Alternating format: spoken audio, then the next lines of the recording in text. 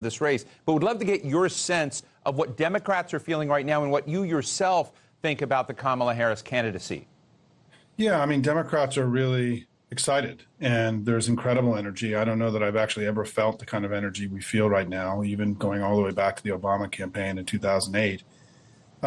We've not only have we taken a solid and meaningful lead in polling, but the flow of money and volunteers into both in the Harris campaign and all Democratic campaigns up and down the ticket has also made our party much stronger and more powerful than we were even a month ago in terms of just closing out these last 3 months of the election. And so I think we're very optimistic. I think we all, though, understand that elections, as David was saying, anything can happen in this age of Trump, and that, we need to keep our head down and doing the work. But I think one of the things that people underestimate, I believe, is the success that we've been having since Dobbs 2 years ago.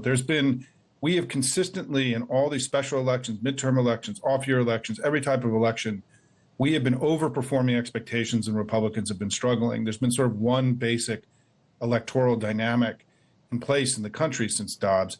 And now this election is starting to feel like what all those other elections that we've been having over the last 2 years, where Democrats are on the front foot, we're on offense, we're unified, we're strong, we have unbelievable amount of volunteers and money, more money than Republicans, far better political operation than Republicans.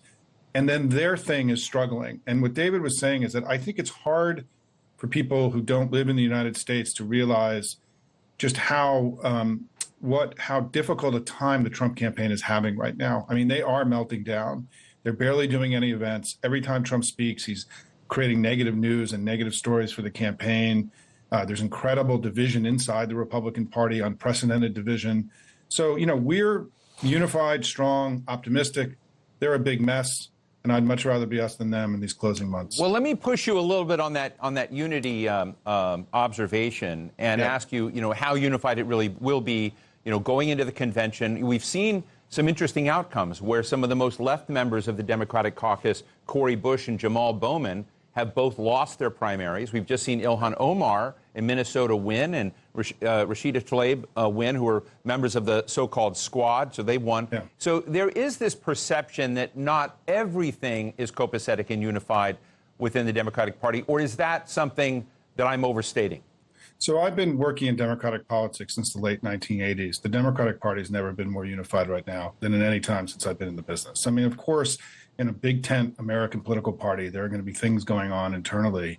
But man, are we fully... Look how she wrapped up the nomination within a couple days of getting into the race. I mean, David was talking about sort of the serendipity and sort of the extraordinary things that we've all witnessed here. But one of them was that the party just organically rallied behind her so aggressively in those early days. That was not a foregone conclusion. I mean, there could have been very divisive internal Democratic politics.